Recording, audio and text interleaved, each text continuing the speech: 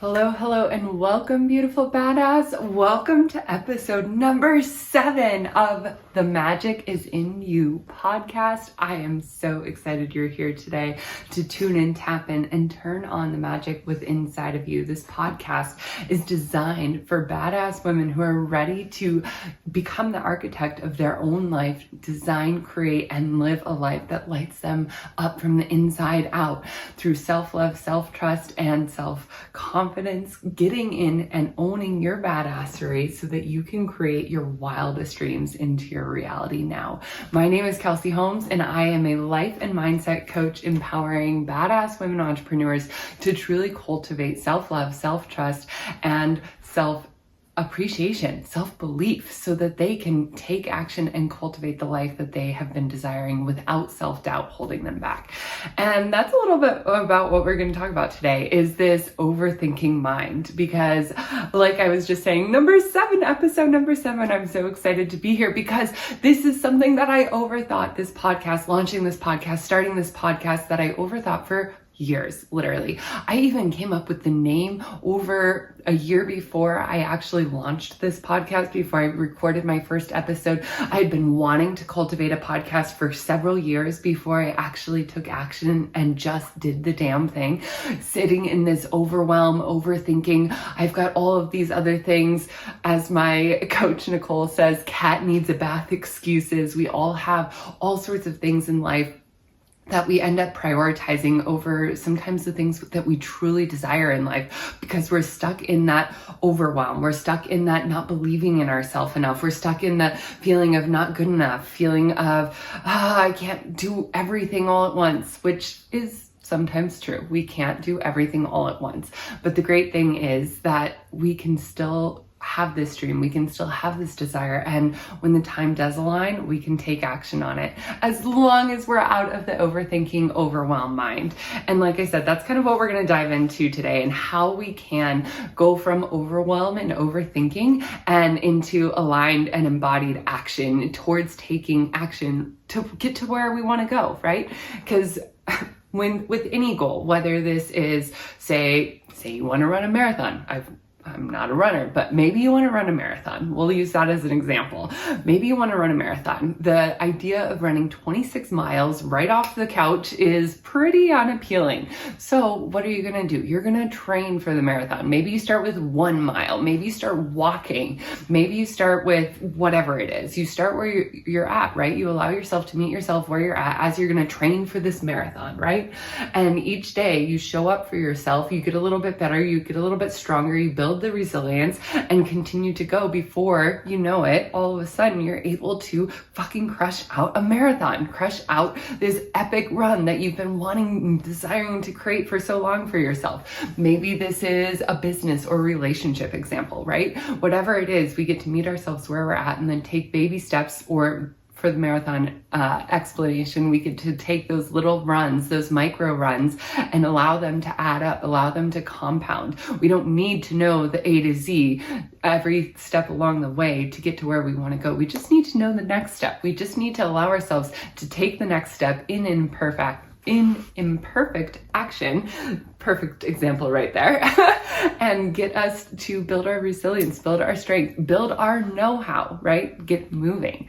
So how do we get out of overwhelm so that we can take action in the first place, right? Because sometimes when we're in that overwhelm, overthinking, it literally holds us hostage. It keeps us, it's almost like a wall preventing us from getting through to where we want to go. As I was prepping for this podcast, I was in my overthinking mind. I wanted to talk about overthinking and overwhelm because so many women that I talk to, so many entrepreneurs that I talk to, that I work with, are in this overwhelm, this overthinking, this place of indecision where they feel stuck. They can't move forward because of this overthinking thing, the overwhelm that they think is going to happen, or because they don't know like 10 steps down the road, and that keeps them stuck in this indecision and this overwhelm and overthinking. And as I was in the process of overthinking this podcast, of how I wanted to share this podcast, because it's still new. It's only episode number 7. I'm still learning. I'm still figuring things out, working kinks out, growing and receiving feedback on the podcast and getting better. And I noticed myself in that like Overthinking. What should it be? How should I do it? Down the rabbit hole. Well, instead of allowing myself to continue down the rabbit hole, I took my own advice. What I had wanted to share with you today is how powerful it is for us to, rather than staying in the overthinking and overanalyzing and trying to figure it all out in our head, rather than staying in that head space, that overthinking space, get into the body, get back into the body, tune in, tap in, and really just be in your body, be present in your body. Now, this can look like all sorts of different things. It can look like just taking a deep breath. Like right now, when was the last time today or this week that you took a deep breath? Let's all take a deep breath together right now. Just in through the nose. Pause at the top for a moment. Feel the oxygen, the expansion in your lungs. And let it out through the mouth with a sigh. Allow your shoulders to soften. Allow your jaw to relax. Relax your eyebrows. And boom.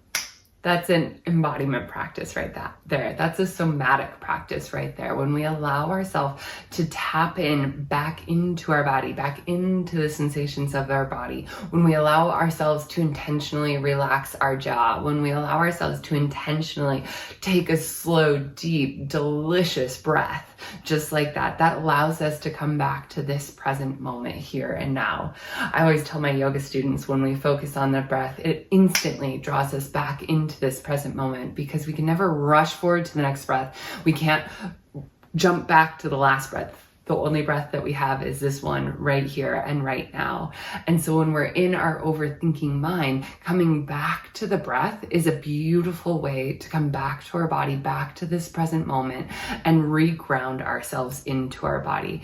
Another beautiful embodiment practice that we can do when we're in this overthinking, overwhelmed mind is to shake. Literally, physically, like stand up and shake. Now, this could be like just even, for example, this could be a full body shake where you stand up and you shake your entire body. You're like jumping up and down, shaking your head, your arms, your legs, your hips, your shoulders, shaking everything out. This can even be at your desk or even in a meeting. Say you're in a meeting somewhere and you can literally just under the table, just shake your fingers just a little bit, just like you're flicking water off of your fingers. This is actually an energetic technique. And when we flick our fingers like we're flicking water off of our fingers. If you're watching on YouTube, you'll see my fingers flicking around. But if you take all 5 fingertips together on each hand and just like flick, like you're trying to get the water droplets off your hand, that's actually an energetic practice to release stuck, stagnant energy within our body. And so you can even just do this gentle flicking, shaking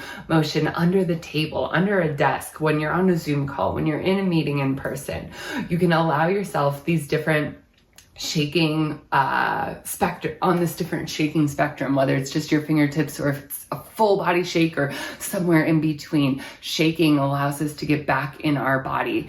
And I was listening to a super interesting conversation with a neuroscientist recently who was talking about how trauma gets stored in our body, especially when we don't allow ourselves to physically feel the feelings that are happening when we're experiencing trauma. Oftentimes, for example, when we're experiencing trauma, a physical response to trauma is shaking. And when we're shaking, that's actually literally releasing the energy, the trauma that's in our body, out of our body in that moment. So for example, if you think of like dogs, I've got 2 sleeping dogs right here next to me.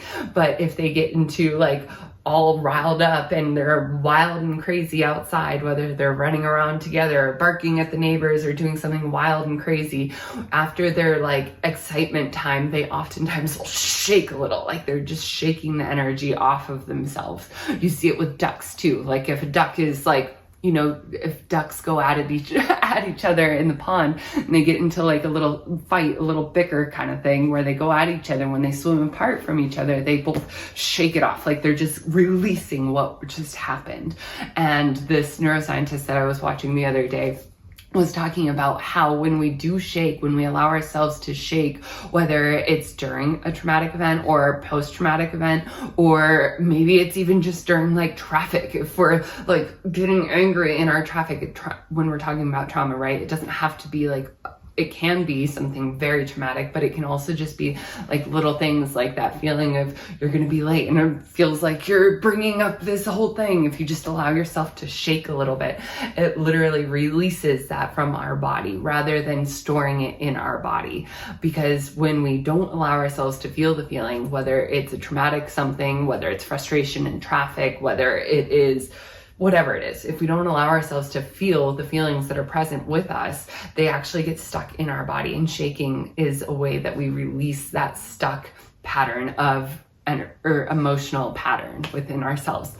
Which I just found so fun to hear from a neuroscientist perspective, because I had noticed that shaking really helped me feel better in my body, but also it's just fun to like hear the science behind it, right? I have been in the woo world for over a decade, but prior to that, it took me a while to like actually like lean in, get into the woo world, understand the energy. I was very in this like logical brain, needed to know the science behind things. I still remember taking my first Reiki course and we were practicing with tuning forks, and I was like, yeah, but how? Like what's actually happening? Why does it actually work? And the instructor couldn't quite answer it. She's like, I don't know, it just does. It just releases. And that took me so long to wrap my head around the fact that I didn't have to know all of the ins and outs and all of the details behind the how, but I could just understand that it does work and that it does release, it does change how I feel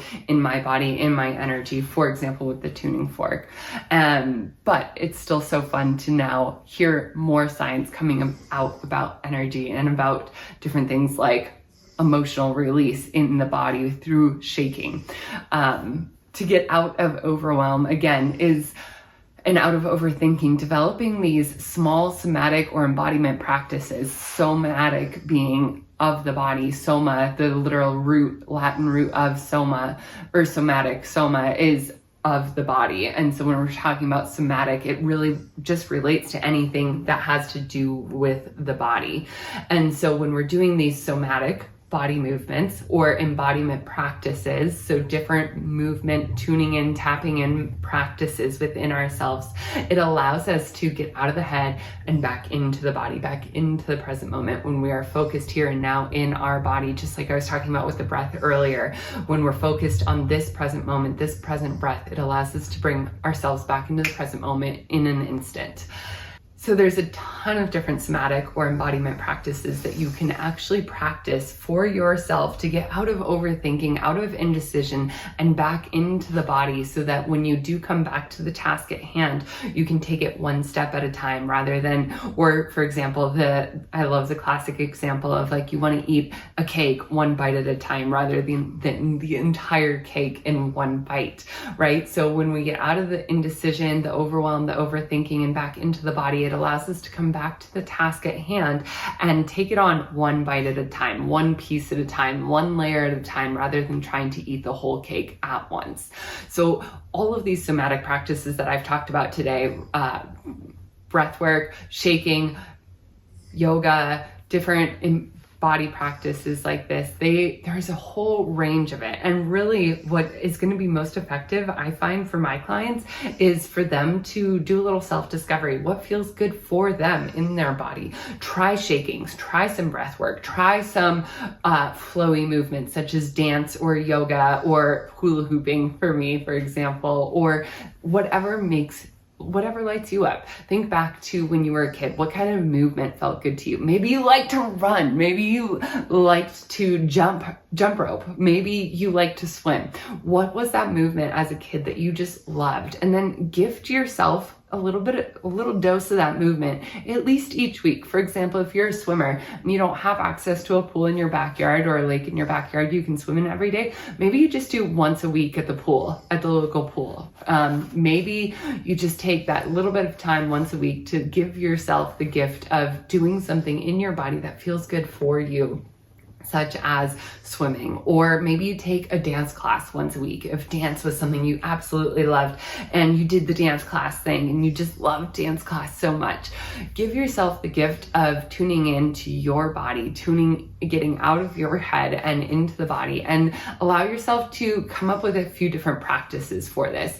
Perhaps you have the big once a week thing. Maybe you have some other smaller things that you can do in the middle of the workday, in the middle of a meeting, in the middle of a traffic thing, or whatever life throws at you. Maybe you practice by tuning into your breath, taking one breath at a time, allowing yourself to come back to your body one breath at a time, out of indecision, one breath at a time. Allow yourself to cultivate these practices for yourself, and then just give yourself a little bit of this each and every day. Give yourself a little dose of this embodiment each and every day. And then this is literally training our mind to come out of overthinking, out of overwhelm, back into the body naturally. And that's going to allow us, again, to take one step at a time, which allows us to get to where we want to go faster. Because if you're stuck at the bottom of the staircase because you can't jump straight from the bottom all the way to the top, if you're stuck in the bottom of the staircase, you're not going to move at all. Allow yourself to take the one step at a time. And before you know it, you're on top of the staircase. You've created the goal. You're living the goal. You're living the dream that you've been cultivating, that you've been desiring, that you've been designing for however long. Anyway, I hope that this was helpful. If you have any questions, please let me know. Allow yourself to get out of the mind and into the body, and then take it one step at a time so that you can cultivate your desires, so that you can cultivate a life that lights you up, so that you can cultivate the relationship within yourself that truly feels fulfilling for you. Because, dear, the magic is in you. It's already within you. You just get to tune in, tap in, and turn on the magic each and every day. It's a practice that will continue for literally our entire lifetime. It's a practice we get to do, this tuning and tapping and turning on our magic that we get to do for the rest of our life. It's a beautiful practice. It's an expansive practice. It's a practice of love, compassion, trust, and appreciation for ourselves, for this life, for this breath, for this moment, and for this opportunity to be alive during this time where you and I can connect from thousands of miles away through space and time. Maybe you're listening to this years later. Maybe you're listening to this right now when I release it at the beginning of September in 2024. I'm just so grateful you're here. Wherever you're at, please let me know if this was helpful for you.